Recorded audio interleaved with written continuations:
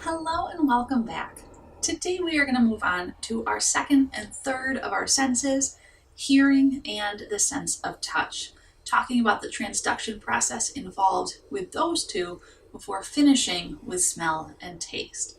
So let's go ahead and get started. We're going to begin today by talking about hearing, also known as audition, and the process of moving information from sound waves into something that our brain can understand. So what is it that we hear? We hear three types of things when we hear any type of sound. We hear its loudness, we hear its pitch, and we hear its timbre. And timbre might be one that you're not used to hearing, but it is the quality of the sound. And studies have actually shown that we respond to different timbres differently that help us to understand why people have differences in their tastes in music. But just like the amplitude and the length of different light waves cause us to see different colors, the amplitude and the length of sound waves allow us to hear different sounds as well. The amplitude will determine its loudness, and the frequency of the wave, the length of the wave, will determine its pitch. Very close together is going to be high-pitched sounds. Very far apart will be very low-pitched sounds. And how loud it is going to be based on the amplitude. So how does the transduction process in hearing actually work? All of these sound waves are going to enter into your ear, and they're going to travel down what is known as the auditory canal. That information is going to reach the eardrum, which signals the beginning of our middle ear. Your eardrum is going to vibrate based on the type of wave that is being presented, and that is going to cause the pistons in your middle ear, known as the hammer, anvil, and stirrup, to vibrate at the same rate. These bones vibrating are going to pass this information on into our inner ear. And our inner ear contains a structure known as the cochlea, and it is a fluid-filled circular structure that will vibrate at the rate of these sound waves. So the fluid inside the cochlea is going to vibrate, and each vibration is going to land on a different part of the base of the cochlea that is called the basilar membrane. The basilar membrane contains hair cells that are the actual nerve cells that send this information into our brain. So the different waves will activate different hair cells in our ears that will then send this information along an auditory nerve up to our thalamus, and then the auditory cortex in our temporal lobe. That is the entire process for auditory transduction.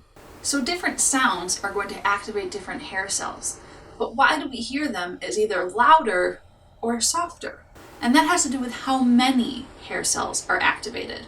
Soft tones are going to activate fewer hair cells. Louder tones will activate more hair cells. We have about 16,000 hair cells in our ear, and they are non-replaceable. They can be damaged by loud tones, and that type of hearing loss can be permanent, which is why it's important to protect our ears, especially if we do spend a lot of time around loud sounds.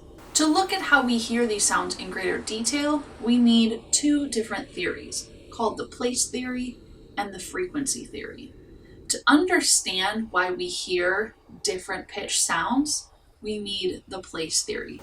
And place theory tells us that each pitch lands on a different place in the cochlea. So those waves, as they are traveling through the air, are going to hit the cochlea or the basilar membrane at a different place for every single different pitch. What you see here is a cochlea unrolled, so you can see where different tones are hitting on this cochlea to send different information up into our brain. This helps us to understand most of the sounds that we hear, but it doesn't account for very low frequency sounds. So how do we hear those really low frequency sounds? And that is known as frequency theory. Frequency theory tells us that that fluid in our cochlea will vibrate at the exact same rate as those low frequency sounds, causing the entire basilar membrane to vibrate at that same rate as well. And that is what allows these hair cells to fire sending information to our brain about those low-pitched sounds. But what about sounds that are sustained? If we've learned anything about neurotransmission, we know that neurons need a refractory period. They need time to reset before they fire again. And we know from sensory adaptation that as time goes on, sometimes neurons will fire less and less because the information is no longer important. But if you've ever heard a really loud, long sound, say like a fire drill, you know that that sound never goes away. So how do we hear something sustained for a long period of time if neurons have to undergo this refractory period? Well, this is where the volley principle comes into play. The volley principle tells us that neighboring neurons will fire in rapid succession, so that as one is going under a refractory period, the next one will fire to allow us to hear sounds for an extended period of time. If you think about these hair cells as being 3 neurons right next to each other, as one is firing, it will reset, the next one will activate, and then the next one, and they will bounce back and forth throughout the entire time that you are listening to something to allow you to continuously hear sound, even when your neurons have to reset in between. And so these theories together, place, frequency, and volley, help us to understand how we hear just about everything in this world. Some other interesting pieces about hearing include sound localization, which is how we actually understand where sound is coming from.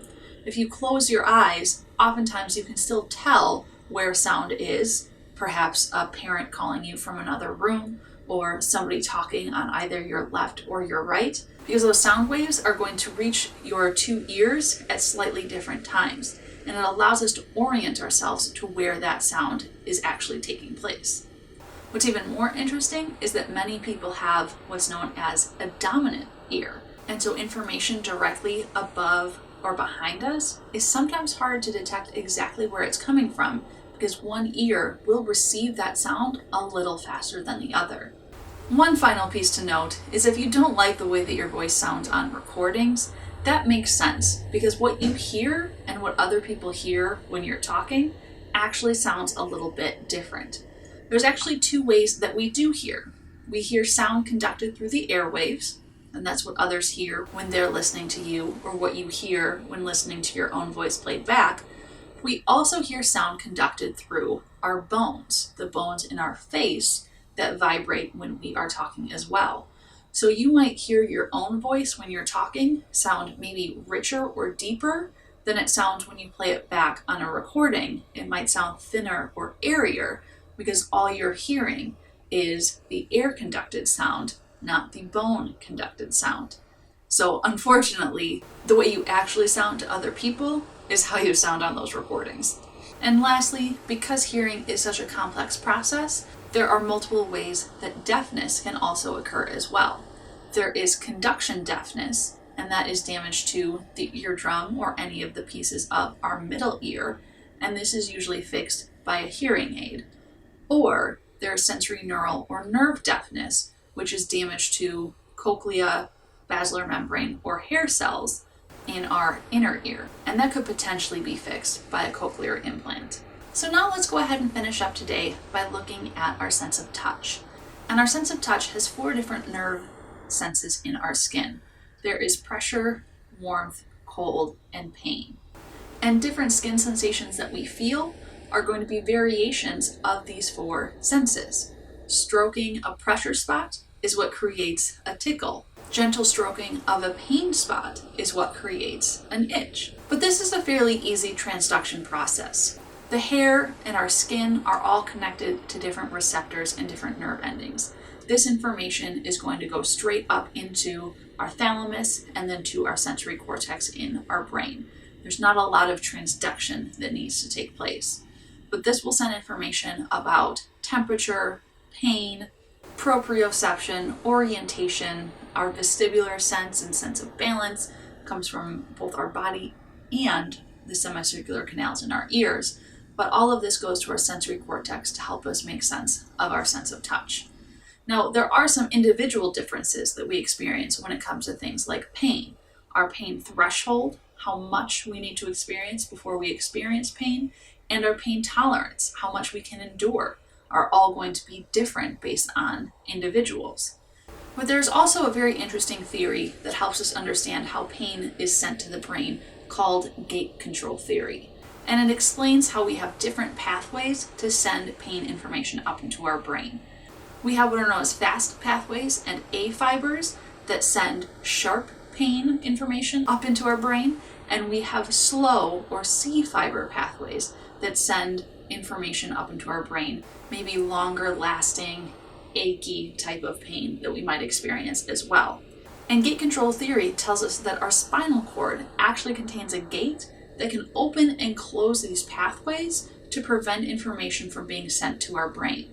So for example, if someone has injured themselves, but they are running away from a bear, they might not know that they're in pain until sometime later, because the brain will actually close off the spinal cord gate to that sharp pain until the emergency is over. So things like our experiences and our expectations can actually open and close that gate, changing how much pain is actually being transmitted into the brain.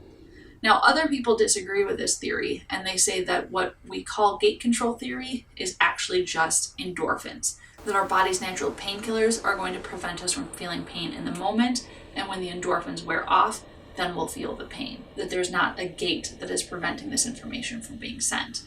Others say that endorphins work with gate control theory, that if endorphins are released and the brain no longer needs to feel that pain, then the gate will close until it's time for that pain to be experienced, and it will reopen again. But there are a lot of different reasons why people feel pain, or to the degree that they feel pain.